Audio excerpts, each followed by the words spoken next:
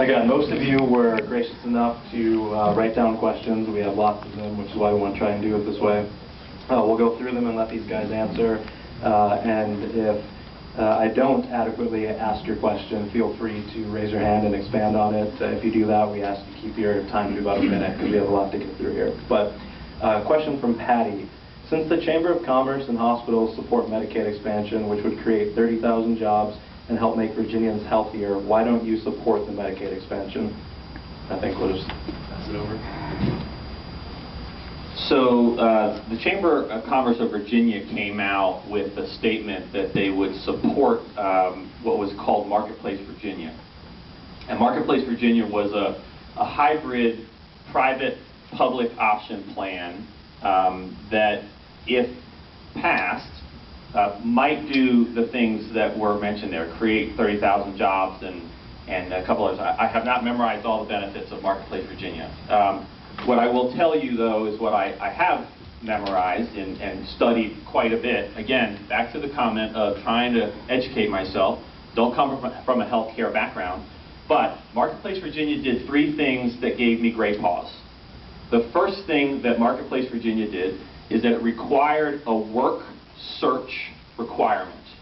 That means you have to be actively searching for a job to receive the benefit. That component has never been approved by the federal government under the waiver program. So it just gave me pause. Not saying that it wouldn't get approved, but none of the other states have ever asked for it. Excuse me, 2 have asked for it. It's never been approved. The second thing that it did is that it required a 5% cost sharing. So 5%, so that you would then have to, you the individual receiving the benefit would pay 5% of the premium. That has never been approved, ever. The most that's ever been approved was 2%. So we're stretching there. Again, another red flag, just say, hey, heads up guys, what are we actually doing here and why is this important? The second part of that same problem is the 5% cost sharing can't be enforced. The federal government will tell you officially, we will approve you, and if you stop paying, we can no longer deny you those services. So if it's important to have 5% cost sharing, and we can't enforce the collection of that money, that gives me some additional pause. So Marketplace Virginia had some problems with it. And whether or not it was the right thing or the wrong thing, that's what the Chamber of Commerce came out and supported. When Marketplace Virginia died, and we passed a new bill, which was the governor's bill, which was simply expansion, it wasn't a private option, the Senate did not pass that bill over to us, right? So right now, the Chamber supported Marketplace Virginia, which is now dead. It probably will come back. I'm not foolish. It will come back. The Senate will revive that. I'm okay with that. We'll have that debate. But the Chamber did come out and say, we are not for straight expansion. They want this hybrid cost-sharing work search model to be part of the solution. The Chamber has revised their statement about what they do or don't support. It's important to know those nuances because the Chamber has been on both sides of that particular issue. You guys want to add anything? It's kind of hard to get reason to follow an appropriator who has been there. As you probably know, the issue of the Medicaid expansion came up in the concept of amendments to the budget bill. The budget bill is the biggest bill we do. We do it every year. We do budget. So the Marketplace Virginia, which was Senator John Watkins' concept of a waiver program trying to get back the Obamacare dollars that our businesses are currently paying. We went to the Appropriations Committee as part of the budget. This is not a freestanding bill that came up independent of the budget. So if Delegate Reason sounds like he's the one that knows the most, it's because he does. I serve on courts of justice and transportation. If you want to talk roads or appointment of judges, I can do that till the cows come home. Delegate Reason was present during the Appropriations Committee meeting when these issues were discussed. But I'd say this, that I'll sound like a bit of a broken record here because I'm going to keep coming back to the point that's most important to me, and that is we need to approve the budget. That is critical. Every day that goes by is making our Commonwealth look more like Washington.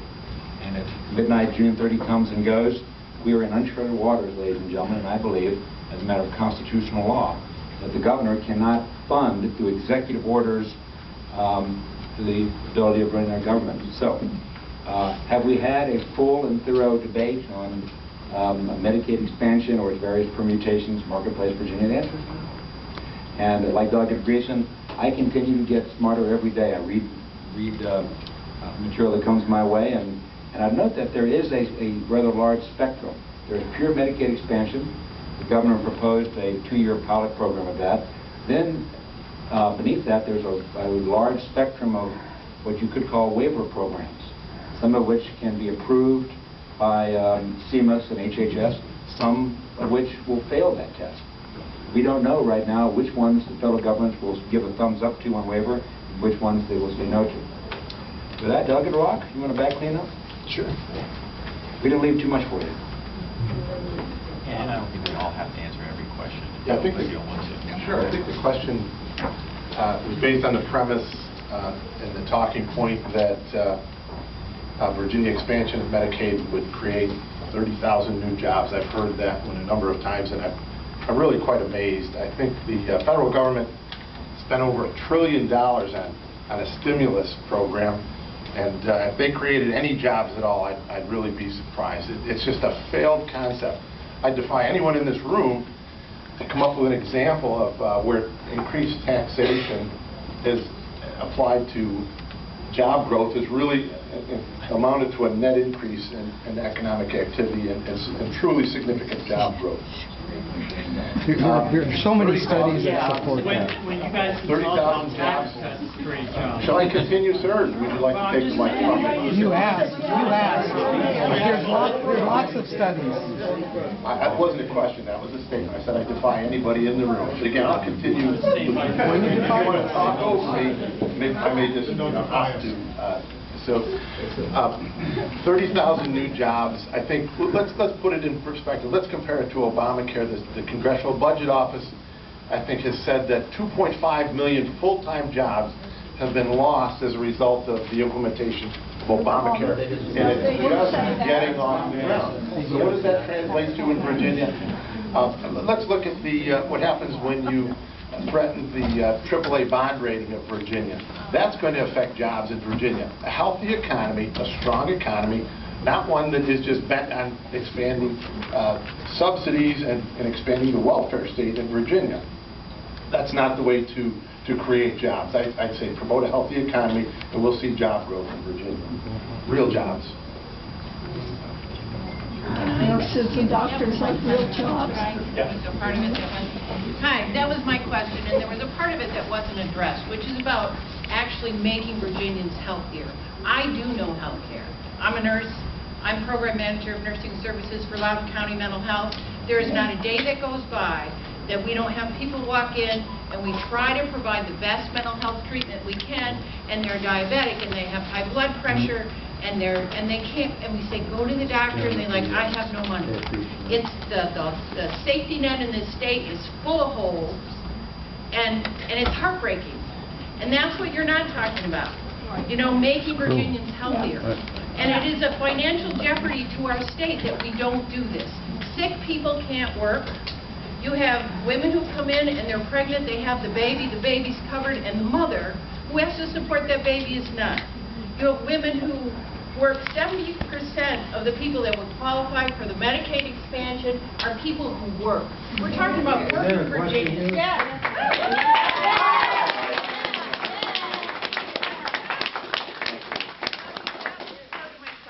How do you address these serious health needs of our fellow citizens? And that's part of my question. Sing it, Patty. Patty, thank you for that. I didn't catch that part of your question, so I'm happy to give it a try. I probably won't get it right, but I'll give it a try anyway. So here's my gig, right? So for 5 years I have worked, I'm going to get to the answer to your question, but there's a little bit of background here.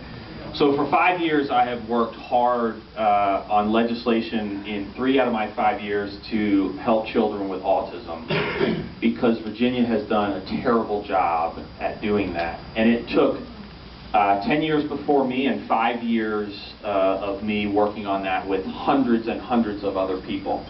I spent a lot of years learning about children with who had anaphylactic shock and allergies, and required that we put epinephrine pens in each of our schools. Again, I'm happy to learn about how to make our Virginians healthier. I am not convinced that expanding Medicaid under the current program that exists at the federal government is the right way to do it. I have not seen the cost savings. I have not seen the cost savings that have been promoted. I have seen other states expand and get into a lot of trouble. And I will tell you, I am not going to rush the Commonwealth into that. We have got to spend the time talking about the best way to get to your end game. And I am not convinced, no matter how many times I hear it, or how many people yell at me tonight, that Obamacare or the Affordable Care Act or Medicaid expansion under the federal program is the right way to go. I am happy to look for the right way to go. That is not going to happen in the 45 days left we have to pass this budget. And when the governor stands and says to me personally, Tag, why would I ever give in on this? The only leverage I have in this debate is holding the budget from you passing it. That is from the governor specifically. If that's the leverage, what about the leverage of a program that actually works, or a program that actually provides the services that our citizens demand, or the savings that we want? Where's that program? If we're going to hold the budget hostage for 45 more days so that I can actually crack under the pressure and agree to a program that I don't believe in, that is not, in my opinion, the right way to go.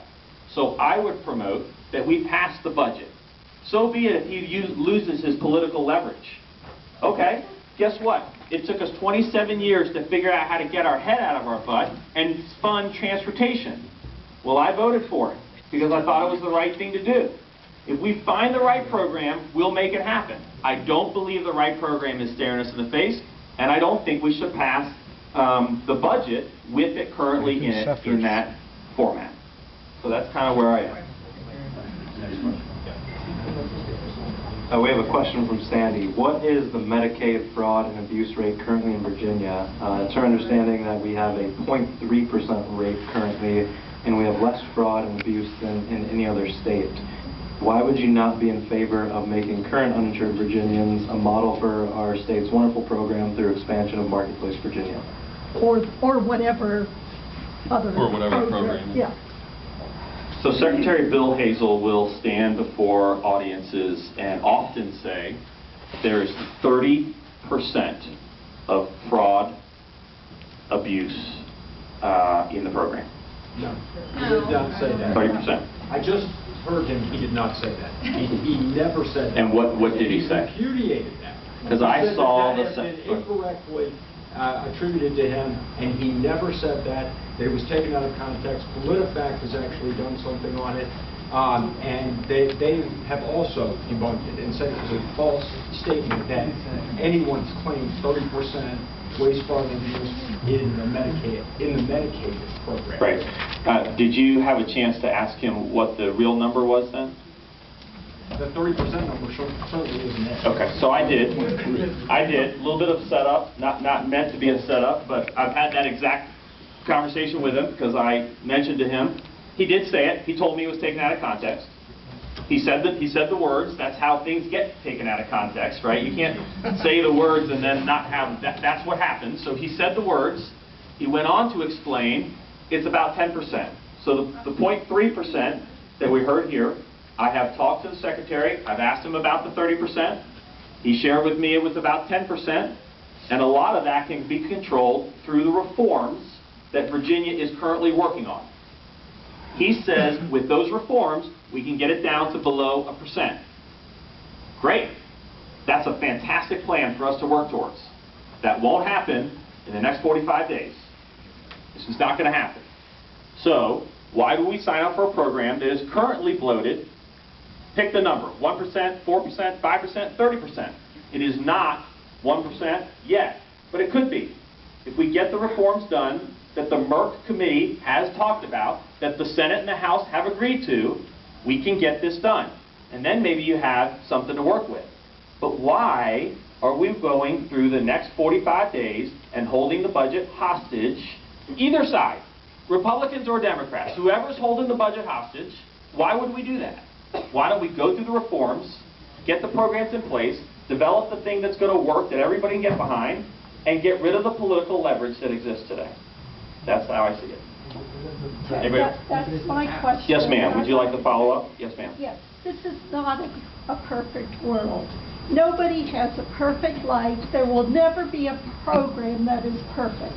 So if you get something that is better than what we have, 400,000 uninsured Virginians, it's like 1 out of every 8 or 1 out of every 9 people in Virginia. Why would we not try to get towards a better world? Maybe not perfect, but better. So,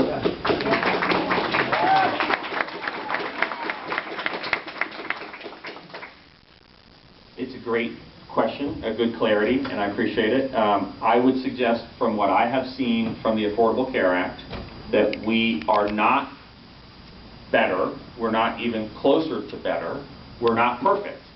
And I would like to see Virginia develop a plan that Virginians, right, wrong, or indifferent, Republicans and Democrats, Senates and House members, and even the governor, could get behind. And I don't see it. So, I'm okay with looking for a better plan. But Marketplace, Virginia is not it.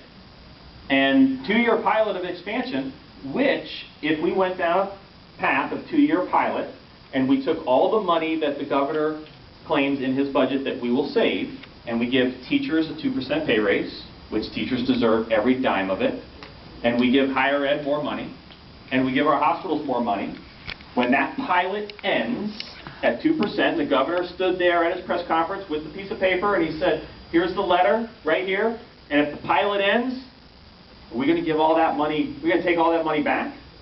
Are we going to take all the money back from those teachers and from higher ed and from our hospitals? Of course we won't. So I don't believe in the premise of saying, well, just do a pilot. We'll only be half pregnant if we go forward with this. It's not how it's going to work.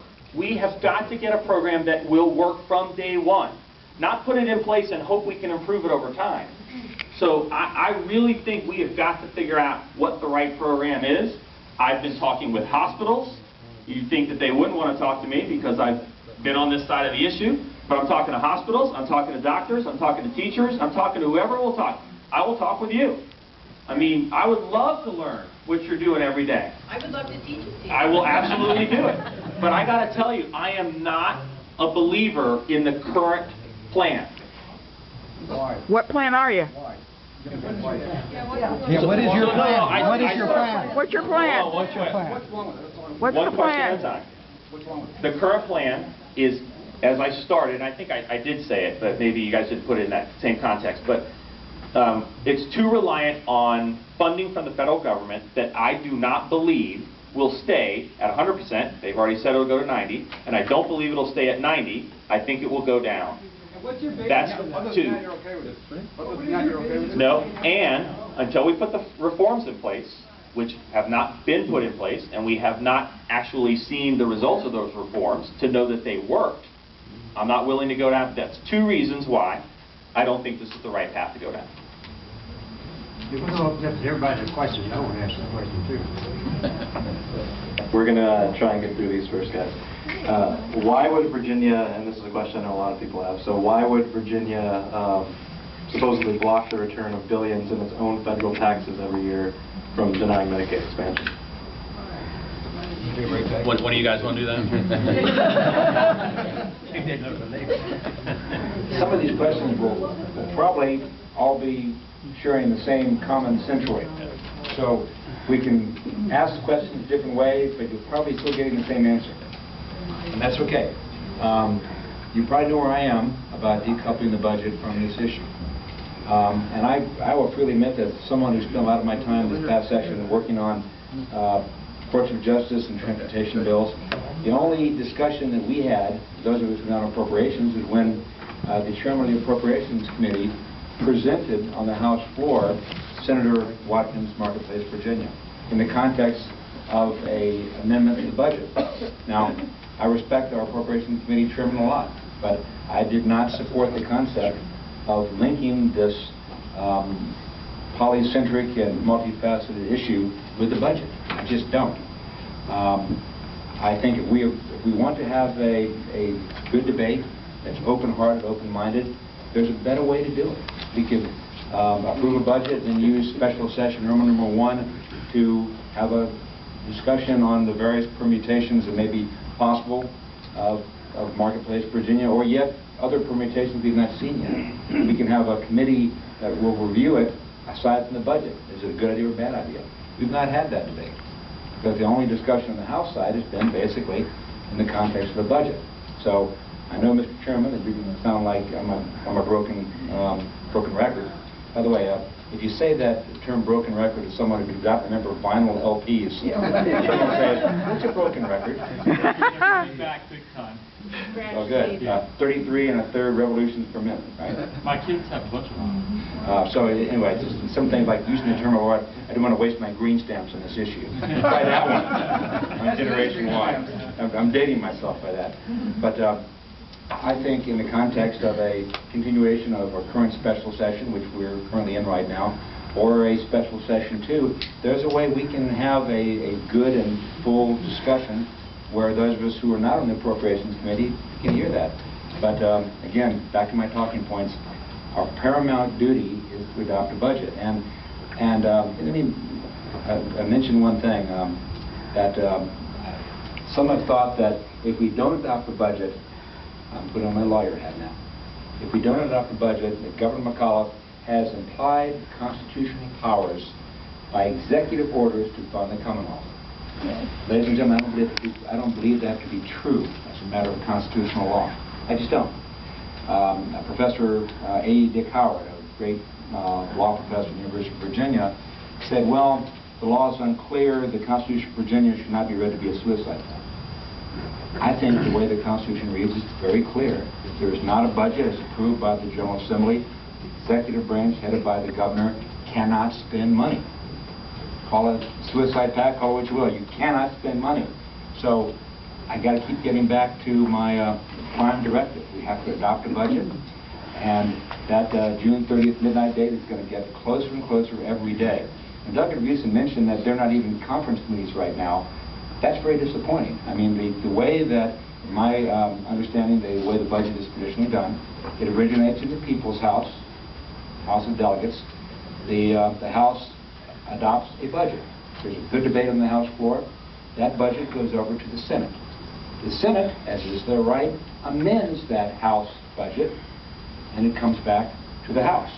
The House may not accept those Senate amendments. May accept some of them, but by and large will not accept all of them. Then it goes back to the Senate. The Senate says, we insist upon our amendments.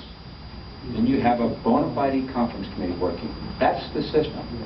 That's why I wish that Delegate Greason was down with coffee and cold pizza in Richmond right now, working as a budget conferee with 11 other members of the General Assembly. And he's not, because that's not occurring.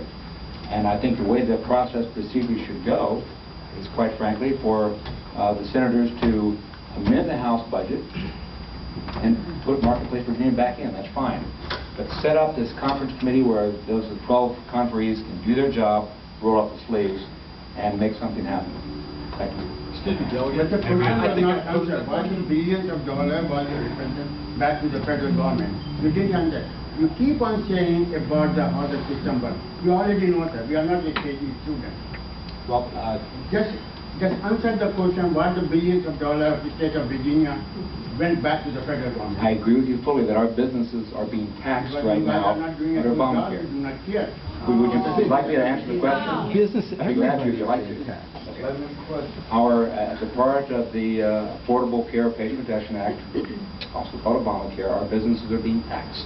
People pay into it on this. You can't hear me? Somebody's going to pay into it on the business. Absolutely. The businesses are paying that. Supreme Court upheld the constitutionality of that as a tax. So it is a tax.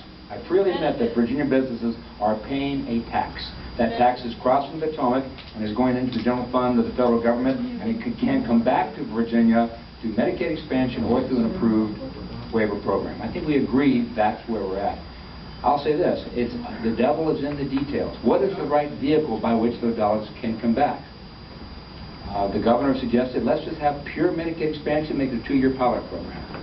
The Senate said, let's have a waiver program with Medicaid expansion. I like the concept of those dollars paid taxed by our businesses to the federal government coming back to Virginia. I absolutely do. But to adopt a program that could have long-term negative impacts to my Commonwealth is something I'm not willing to do. And, again, broken record, cross-collateralizing that discussion with a budget that we should have done back in early March with this issue that needs a lot more discussion is something I cannot support, sir. Pardon me, sir. I think that was my question, or I asked exactly the same one. And I've heard repeated references to, well, we're running out of time and the budget won't be approved and you can't hold the budget hostage to Medicaid expansion. But what I don't understand is this issue has been with us for years. That Medicaid has always been part of what is constantly being referred to as Obamacare. Right. Virginia always knew it had this decision to resolve.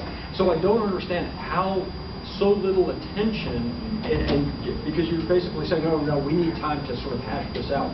What I don't understand is why time hasn't been spent to this point hashing it out. Why is this going on?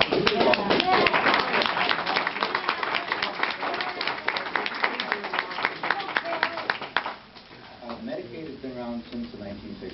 It's a 50-50 federal-state sharing, right? As a part of the President's Affordable Care and Protection Act, the request was to expand that to the 138% of poverty level, right? So that has not been around very long. That was a product of that act that came out in late 2009. The way the federal government originally planned it to be, 5 years ago. right? And it had its constitutionally challenged. It was challenged as a matter of constitutional law. The Supreme Court issued their decision in 2012, summer 2012. It was found to be constitutional. And as a part of that, since we're talking constitutional law, the Supreme Court struck out of that a mandatory coercive element that was originally in the act that said, you states, you will lose all of your money if you do not expand Medicaid. The Supreme Court found it to be unconstitutional coercion of the states. Okay, that was the summer of 2012. So it was found to be constitutional, and the coercion angle was taken out, thereby, quite frankly, the federal government says, well, this is a carrot now. We don't have a stick. So we will encourage you states to adopt a Medicaid expansion, because that's your way of getting back money, but we'll also allow waiver programs. So I would respectfully disagree with you, sir. This has been around for years. This, the act was found to be constitutional. Part of it was thrown out in summer of 2012.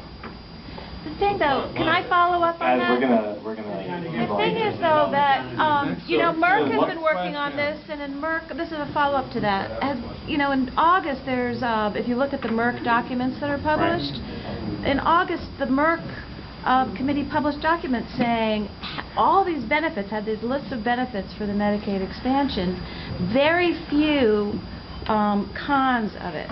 This is back in August 2013. So, and I also agree with everybody here that we've been talking about affordable health care, and just even before affordable health care, problems in Virginia of people not getting their needs met. So I don't understand why we're talking about 45 days now when, and if you're talking about this budget, how important it is to approve this budget, which that's why I'm here. I totally agree with that. And I don't know why you got if it's you guys or Merck or whoever, didn't do their homework and get their act together and get an alternative in time for this. I feel like, you know, we all have jobs. If we miss our deadlines, we miss it. So go with the 2-year to pilot and then keep your great ideas coming. I just don't get it. I'm scratching my head. You've got something that's going to work. Thank you. We're going to keep going through these questions. And if we could, again, be respectful of people's time. But, you know, a lot of you are speaking up with this, so I will say to the gentleman in the corner, You have the governor who moved the ball a couple weeks ago. The Senate had their Marketplace Virginia plan. He, on the first day of his special session, paraded out a new plan that the Senate didn't even know he was going to do. The Senate was a little surprised by it. They went home for a couple weeks because they didn't know what to do. They came back, rejected his plan, and did Marketplace Virginia again. So to say that these things have been there for years, I mean, you have the governor himself who tried to do something completely different just a few weeks ago in the middle of an impasse. Well, if I may, We're gonna move on. What the response to that was in the House when the Senate plan was rolled out is, it's just Medicaid expansion by another name, we're not doing it. So Because that's why the governor, the governor came up with hopefully another option for you to consider there, a 2-year pilot. Yeah, he did. Question for any of you. What do you make of the recent poll that came out last week that now shows support for expansion? It's kind of flipped over. I think it's not here, but I think the poll is 53% are opposed now, which is way different than it was. Oh no, at that the was beginning of the been session. corrected. Been corrected. The Newport poll's been corrected. That was an unreal poll. Well, what do I think of it? I'm glad to hear a very credible confirmation of what I've been hearing from the constituents that have interacted with me. This room, I think it's safe to say, is not necessarily a scientifically accurate cross-section of the general public. Am I safe there? I disagree. I can say this. My feeling is that Where are the AFP people? that the general public sees that there is a personal side to this and there is a business side to this. And if there's a hasty business decision made, then there is going to be a significant cost to many people, even the people who are on Medicaid and Medicare right now. They look at the whole array of discussion points and debate, and they come to the conclusion, the consensus is that this should be separated from the budget and looked at more specifically before the decision is made to move forward. So I'm glad to see that the poll revealed that. Can I ask something about the poll? Next question. Yes, Next go ahead. question, please. Go ahead. And we're going to keep moving through. Okay. As a student who is about to graduate from college, how will Medicaid affect me as I enter the workforce?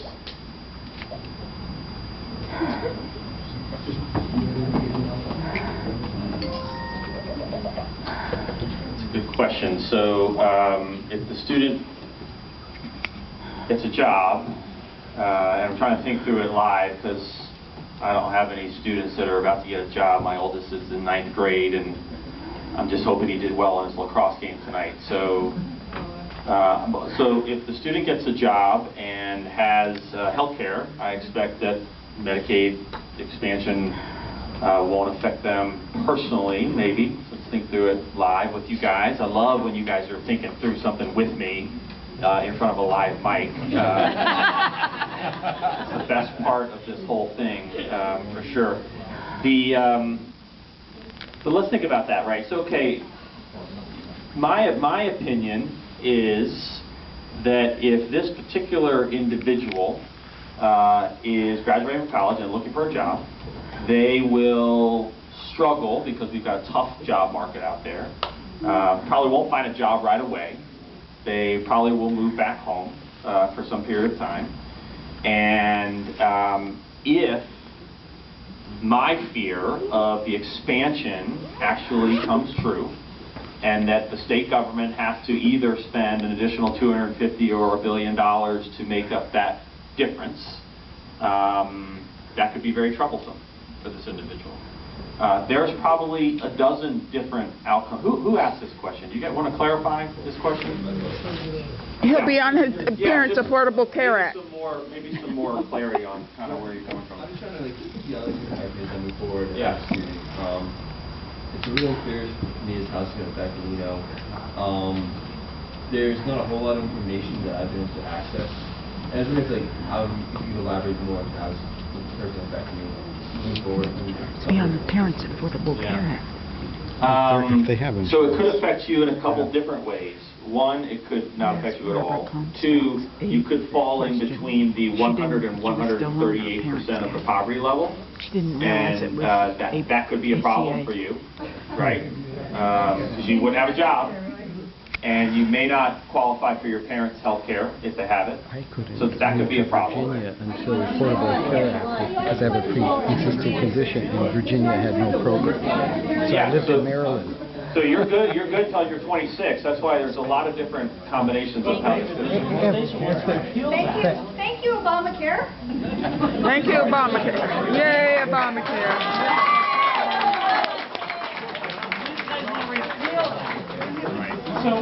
So what's going to happen to you is you won't have any health care because these guys won't repeal it. So your son will be living at home, and you will be able to keep him on your plan because these guys won't repeal it. Why do you guys want to repeal it? Do you know everything our organization wants to do? Well, I read your website. Well, I mean, people in this room would probably think we're for the government shutdown. We're not. Maybe they could get a job. And I would say the people who, what happened to the 5 million people who lost their health care because of the Affordable Care Act? They don't have it now either. Do they? That's been debunked. No, that is not. It's been debunked. No, it is not. And So, plans turn over every year anyway. So that whole... well, okay. Ron Wilcox. Wait a minute. Answer the question. Why do you guys want to repeal the health care for... Do you want to retain that aspect? It's destroying jobs. You want to, it's destroying jobs. Do you want to retain that aspect? Obamacare is destroying jobs. I'm not talking about jobs. We're going through the questions. We can get to the questions, guys. We're going to move on. Ron Wilcox, please explain Medicaid clawback and why it's bad. And if Ron wants to explain what clawback is, I don't know if you guys are familiar with that term, but... Okay, Medicaid clawback means that when you get treatment under Medicaid and then you die, the state will take your state and sell it off and your heirs get what's left. In limited circumstances. That doesn't happen to everybody that's on Medicaid. Okay, so there is Medicaid clawback. So how is that? In some limited circumstances. So if it's your money, is it limited or is it bad? That's in my right hand. I guess you've always had health care.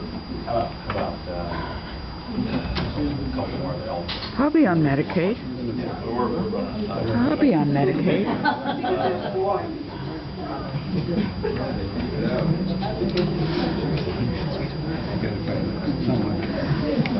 I'm a low-income person, and I probably will be on Medicaid eventually, and my sons know it. They'll probably, you know, I know that my property probably will pay for my long-term care, and they know it. They're glad that I'm going to be cared for. Thank you.